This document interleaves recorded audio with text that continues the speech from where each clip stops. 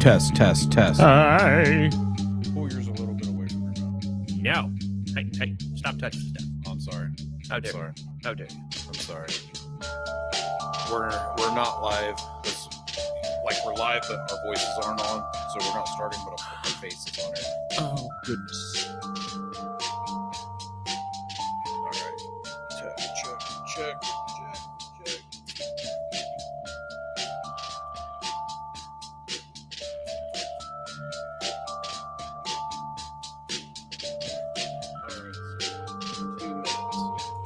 Dos minitos.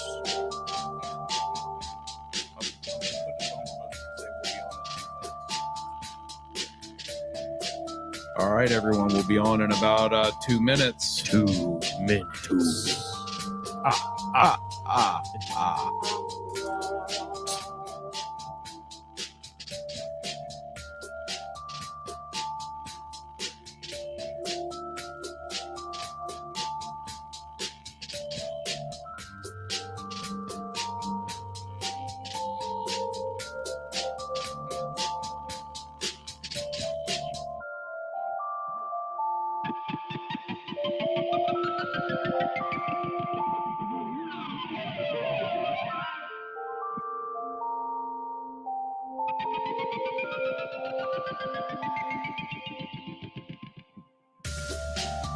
Uno momento.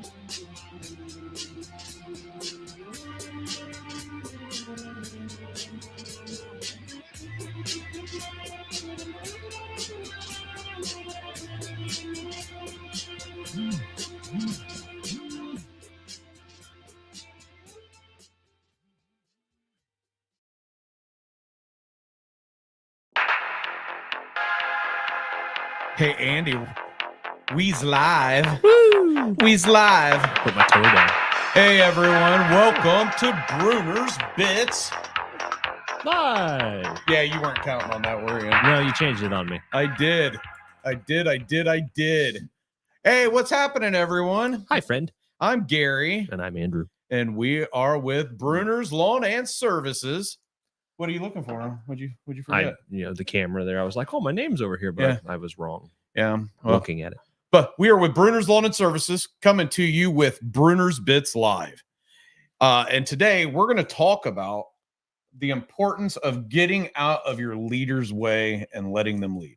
Mm-hmm. That's important stuff, but there's some more important stuff first that we got to tend to, and that is the breaking news. It's breaking. The breaking news.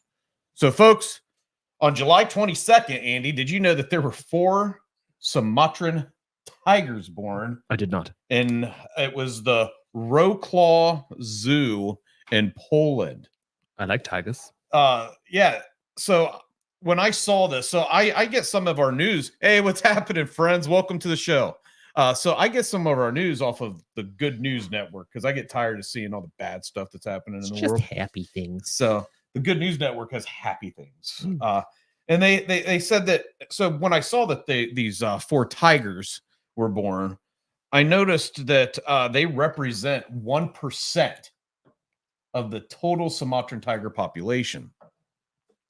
So that means that there's only around 400 Sumatran tigers in the wild. I mean, that still seems like a lot of tigers to me.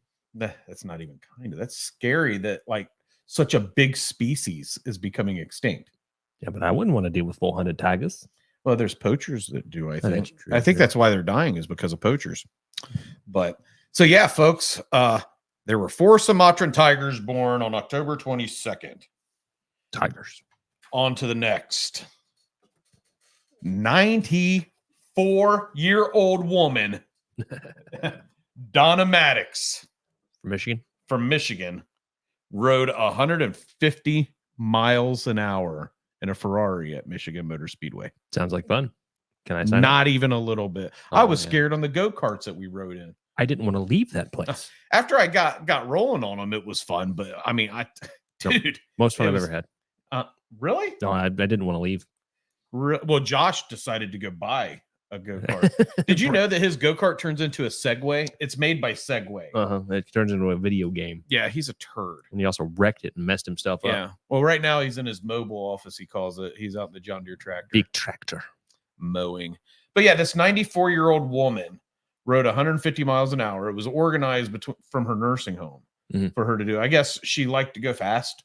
She said back when she was younger, she had a Lincoln and took it 115 miles an hour. With her kids in the car. With her kids in the car. You watch for cops out front and watch out back. I'm driving. Yeah. Kind of scary, really. But as we move on. Kids are probably adrenaline junkies at this point. I don't know. Maybe. They're terrified of getting in a vehicle. Or they don't drive at all. Yeah, that's what I'm saying. Their mother scared the hell out of them. Yeah. But that's kind of scary, really. I don't think I would do it. Oh, I would in a heartbeat. Let's go.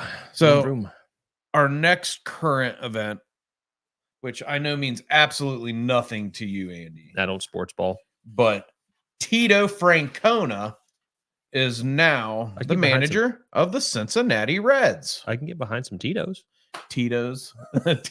Andy's not an expert in baseball, but an expert in Tito's. Not really. I don't do no vodka. Did you ever play baseball when you were a kid? Yeah. I never played in a league ever in my life. I sucked at baseball. Let's see. I can't even remember. I was at State Farm Park over there in Kettering. I know that. So you played in like Kettering Recreational League or something. Pee-wee. Yeah. So was it fun? Do you even remember? Oh, yeah, I remember it. Was that before your foot was all jacked up? No, it was jacked up. That was before we discovered why my foot was jacked up and I couldn't run.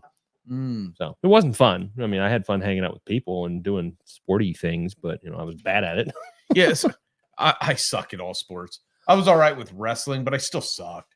I still wasn't great. I like golf and bowling because it doesn't involve me running in any way. And you're good at bowling. Well, you stand and throw the ball down the lane and destroy things, so it's fun. A bit skeptical of your golf game. Oh, I'm bad at that. I can't call it what I normally call it here, but it's fun. You go Josh, whack, you and beep. Myself, we're not allowed to golf together.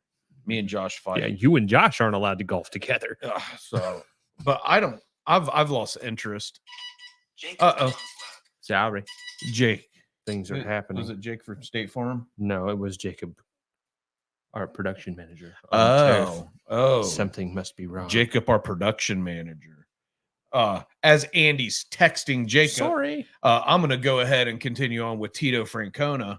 So I do like baseball, and Tito Francona is a 65-year-old manager. He played for the Reds back in the 80s. He actually played ball from 81 to 88, and he won 2 World Series with the Boston Red Sox. Prior to managing the Reds, he managed the Cleveland Guardians, and up there he went to a World Series, but he lost to the Cubbies, which I believe that was the first World Series that the Cubbies had won in forever. And I think right now, as I speak this baseball, it's like me listening to Spanish. I don't understand Spanish. So Andy, I mean, all I heard was the Cubs and winning something. Do you know who the Cubs are? I wanted to know if it was in 2015 or not. Back to the Future reference there there, go. Folks. I want that book. Oh, yeah, right. The Gray's Sports Almanac. Yeah. So that was a great movie. That's one of my favorite movies ever. By far, Pepsi Perfect. Mm-hmm. I order Pepsi Perfect at restaurants, and everybody goes, "What are you talking about?" I was like, "I would like a Pepsi Perfect, please." Yep. And then I switch it to just. It is Wild Pepsi. Gunman. You mean you have to use your hands? That's like a baby's toy. That was Elijah Wood. Really? Yeah. Did you know that the little kid in? No, I can see it now that you tell me that. I never realized that was Elijah Wood. That was how went crazy on to be is a that? hobbit. He was a hobbit. I forgot about that. There you go. Sorry. Do your Schmeagle. No, I'm not doing that. Not online. I'll do it at some point. Not I'm online. sure. So, but yeah, That, folks, is our current events. And now we move on to let them lead. Reasons to get out of the way. Andy, times have changed, dude. How's that? So in management, you can't lead your team anymore by get this done. If you don't, you're disciplined and you're fired. If you don't do what we say, I'll tell you kick rocks now and leave. You can't command and conquer anymore. Yeah, I don't know that it actually ever really worked out well. It did when there weren't any jobs, well, yeah. and people were afraid to lose their job. You can't be a YouTube star. But now that's not the case. Like, there's a job. If I sold Brunner's and left, I'd find another job making probably more money. Same with you. If you left Brunner's, you probably go off and make more money. But that's because there's so many jobs. Hey, we have a friend out there. Hi, friend. But we have so many jobs out there in the economy that it's you can't treat your team like you used to. Not that it was right to treat them like that, but bodily harm. How your leaders lead in your company, it's changed. And at least successful companies, it's changed. Leaders must look at the culture, and they must look at your staff, and you must look at your clients, because your reputation really, really depends on it.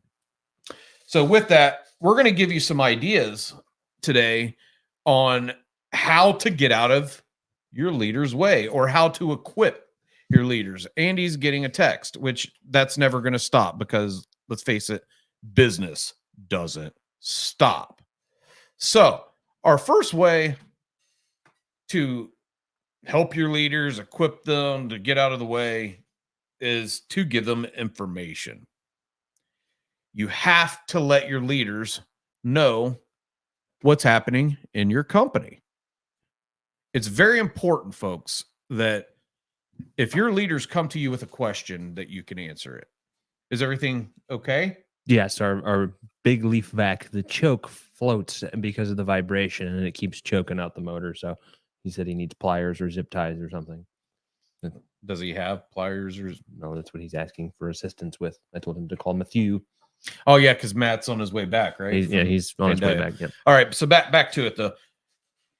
How do you feel? Like, how much information do you feel you should give your leaders? Is too much? Complete open book, quarter book? I mean, it depends on what the project you're working on. I'd say is really. I mean, if it and their level of experience. I mean, if it's a new guy and you want to, give them like a set amount of tasks, and they don't necessarily need to know the full scope of the work, depending on what you're doing.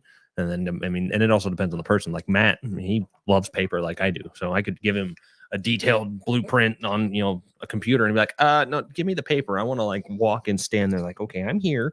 So it just depends on what you're doing, I think. I think so. This last week we were at the Equip Expo. Yes. I took some classes. Yeah, we were playing for sure. I got a story about that, an unintentional playing that cost us a lot of freaking money.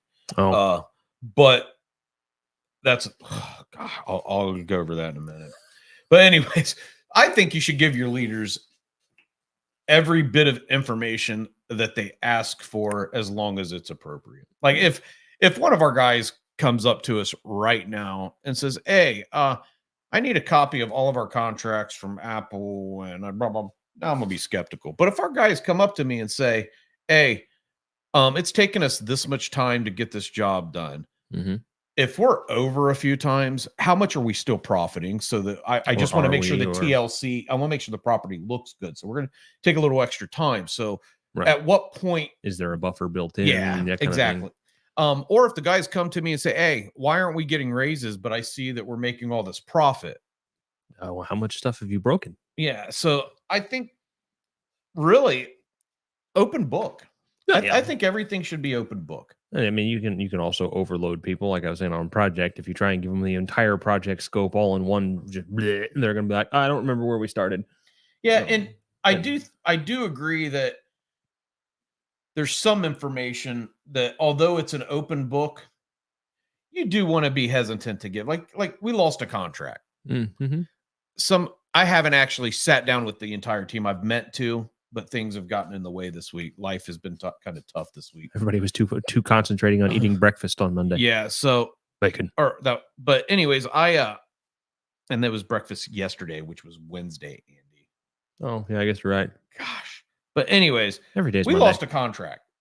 Although that contract was replaced, the team automatically assumed like, oh my gosh, we just lost all this big contract.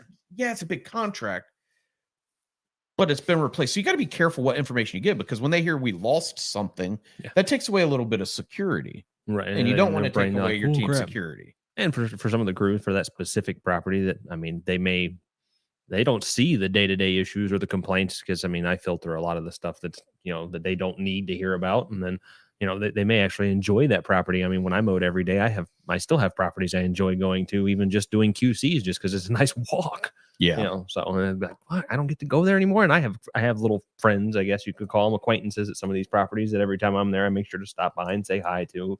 One of my good friends is another property. She's moving into a nursing home because she had a heart attack. She's 97, and her family's making her move into, I believe, where your mother works, actually. Which the lady I take cake to. Not Dottie. No. That's Wellington. That's Miss Joan. Oh, she's gonna have people around and full-time care. So she's been in her house since COVID. Yeah. So well, loves carrot cake. We're having a lot of people in my church pass away here recently. So, but that's really cool. Like how you get close with your people. I'm chatty. That's the thing. Hi, how are you doing?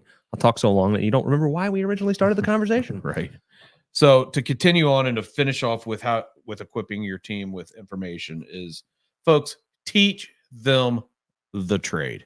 Oh, yeah. Teach them your trade, whether it's in landscaping, property management, whether you're a nurse, a roofer. Teach your apprentices the trade. A roofer. I mean, I try and, I can teach them how I would do it, and this is what's worked for me, but not littering.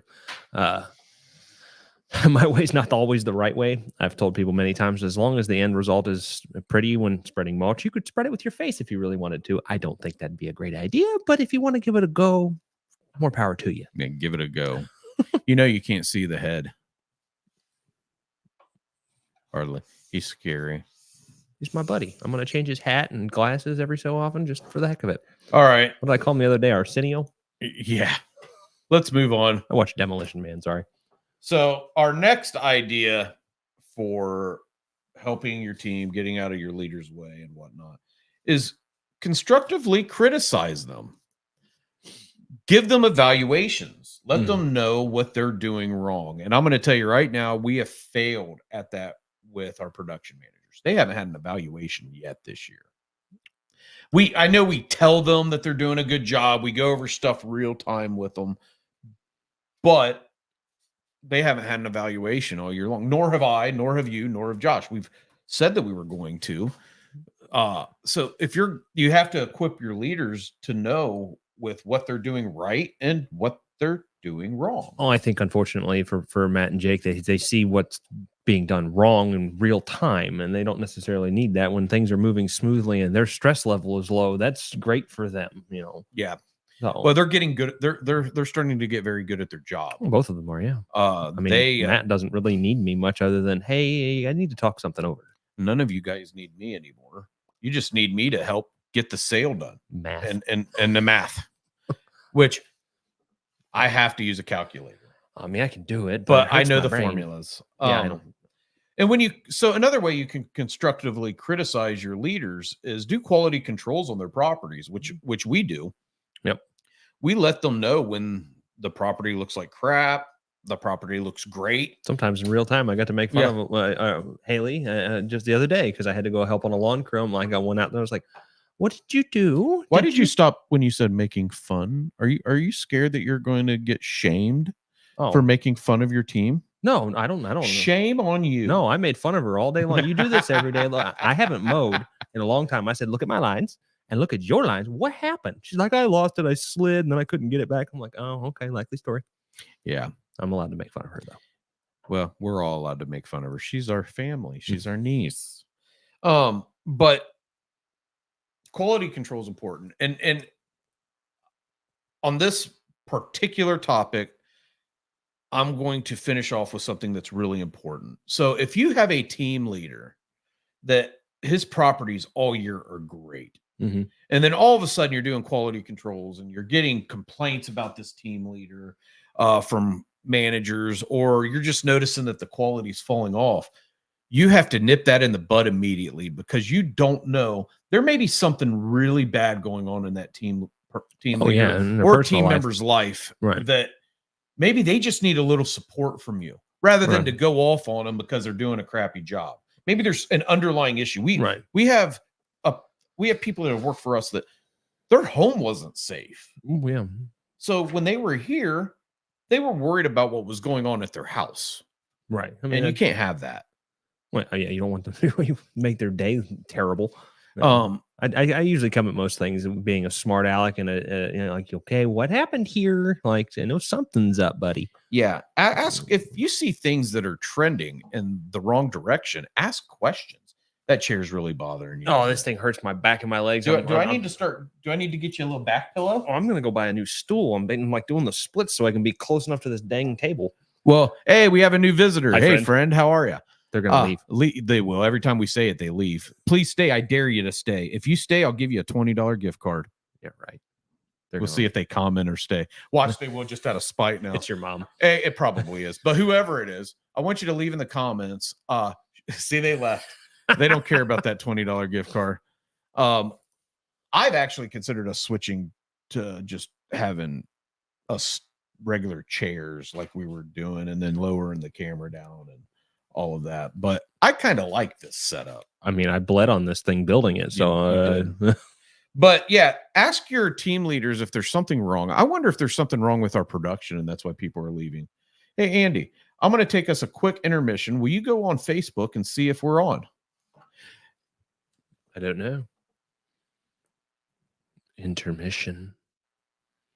Uno momento. I'll play some music while we're waiting. I'll give you some dancing. Just like.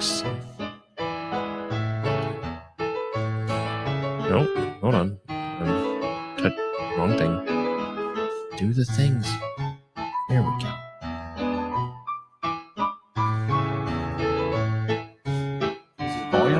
Hold on. Hello, friend. We're just checking to see if everything is That's working me. correctly. That's you. Oh, hi, Andy. You're just checking to see if everything's working. Oh, we do have somebody else on now, though, Andy. We have two people. Oh, Is the volume working? Oh, well, this is why I can't hear it. I have headphones attached. Is the volume working? Yeah. It is? All right, great. So people are leaving because we just aren't that great. But that's okay. We're going to continue talking whether you like us or not, because we're going to get better. And that's just the point of it. So let's just take the music off. And folks, I'm going to go right into our next segment, which is, if you need new grounds maintenance, right now is the time to start preparing for your property projects next year. We're about tapped out with snow removal, but if you need property maintenance or you need any enhancement work, you can give us a call at 937-681-4859, or you can visit our website at www.brunnersltd.com, or you can leave a comment below. You can tell us if we suck or not. I mean, I'm going to be honest with you. I think we're great. We're just a disgusting, nasty piece of rock ready to be cracked open so they can see the golden Buddha underneath. That's what we are, folks. So, shall we continue on with the last topic, Andy? I am not a golden Buddha. I am a Yukon gold potato. A Yukon gold potato. All right. So, shall we continue, though? Yes. Our last topic is we need to stop micromanaging our team. Folks, it is important that you stop telling your team everything they have to do. Micromanagement is awful. Trust me, I know from example. We've lost a lot of good team members because of me micromanaging. I've micromanaged you. And I've told you to go many places. It works at the beginning when you're trying to teach somebody, when they're your apprentice. But as they start to develop, you got to get out of their way. Right. If you micromanage somebody and you question and second guess everything they do, and you don't allow them to fail, you're going to have a problem with that leader. You're going to take away their safety. Right. So again, back to the Equip Expo in Louisville, I took a class from this gentleman named Don Ream. Oh, I'm going to give him a quick plug. He wrote this book, Thrive by Design. Don Ream is the grandson of the gentleman who invented the Ream air conditioner. But anyways, this guy is talking about how labor market has changed. Like I said earlier, in the past, you had an employee or a team member that was fearful of losing their job because there was no other job to gain. Now you have leader or companies scared to lose their employees or team members because there's tons of jobs out there. The problem is you still got leaders that are treating their team like crap and they're micromanaging them. If you get it's easy out to of their run somebody way, off real quick. yeah, you gotta. So your team members spend so much time with you during the day. Oh yeah, that is the majority of their life. Mm-hmm. If they're getting beaten down at home, they're Yeah, not why would getting you want to deal with it at work? Yeah, right. If you can make your place of employment the most comfortable place that your team member's ever been at, they're not going to leave you.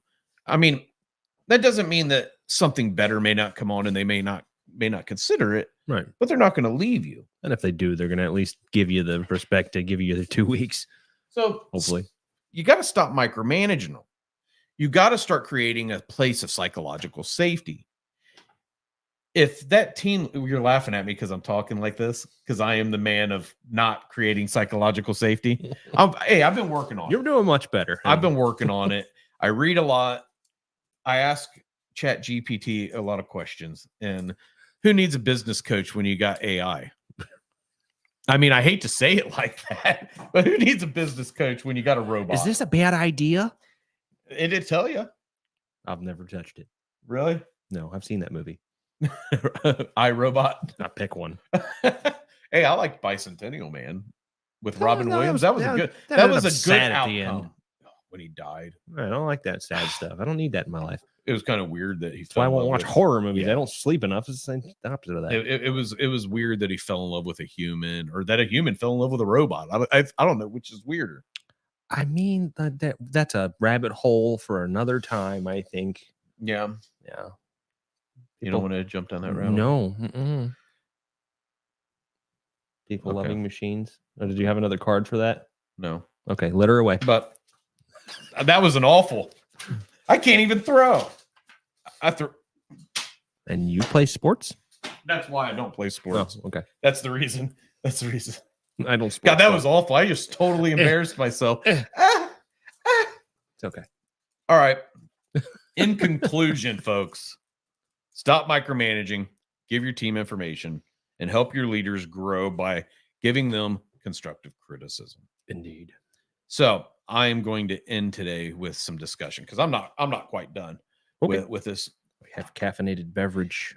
We went through our topics. We talked about everything. We discussed why you get out of your team's way. Dude, this has been an awful week. I have been so stressed out. I don't know how many people out there care. Well, obviously zero, because there's zero next to the I. So that's why I'm just going to chat. I went, and you know the story, but I got to tell everybody out there, be very careful who you buy vehicles from. Be very careful of the deal. Do your research on the reviews, because right now I am getting FU trucked. It is, you like that? That was good. Yeah, I am getting FU trucked. Hey, we have a visitor. Right now I'm talking about being careful. Yep, they left. Anyways. Stop acknowledging them. Yeah, I'm done talking to them. They're embarrassed. They're like, crap, I'm embarrassed. they saw me. But anyways, so last Friday, when we got back from Louisville, I found a truck, and a very nice truck. And I'm going to be honest, it was a Toyota. I love Toyotas. I do. It's the word of the week. Toyota. So I found this truck online from this dealer. I did some research, saw they had some bad reviews, but I was like, you know what? I really like this truck. We've got enough money that we in the bank that we can afford to purchase this truck to help our team. We got to get our taxable income down a little bit. So I decided, you know what? I'm going to trade in my Toyota Tacoma for this Tundra that I found. They gave me an offer over the phone, which was stupid. That's their fault. I gave them the VIN, gave them pictures, showed them what Kelly Blue Book's saying it was worth. They offered me an amount. I asked for some more. They met me in the middle. I was cool with it, and I was cool with it. Haggling. It was haggling, but I was cool with it because they were giving me more than the truck was worth. That's on them. They did it without looking at the truck. I know of zero damage to this truck. I've never wrecked this truck. Airbags have never been deployed in this truck. There's only 40,000 miles on this truck. I bought this truck brand new from a dealer by the airport, which is phenomenal. I wish I would have went to them for this. I wouldn't be talking to you right now if I would have went to this other dealer. So I went and I purchased this truck on Saturday. Gave them my truck, gave them $5,000 down, left, drove the heck out of it. I've put over 200 miles on this truck between Saturday to Monday afternoon when I received the call, hey, we need our truck back. We made a bad deal. What do you mean we made a bad deal? They said that there's $15,000 worth of damage to the frame of my Tacoma. So because they made a bad deal and gave me too much for the truck, they're going through and trying to find damage with something, which is bull crap. So now I had to get an attorney involved. Yeah, I still don't know about all that damage that they say is there. Now, the damage is crap. I know of no damage, and they're questioning my character. They told me, or their attorney left a message on my attorney's voicemail saying that I knowingly gave them a truck with frame damage. How in the heck would I know that? I can't even throw a business card across the freaking table. I say that Tacoma doesn't have enough ground clearance for you to see. I don't even know how to change oil. I've seen that. He doesn't. I am not a mechanic.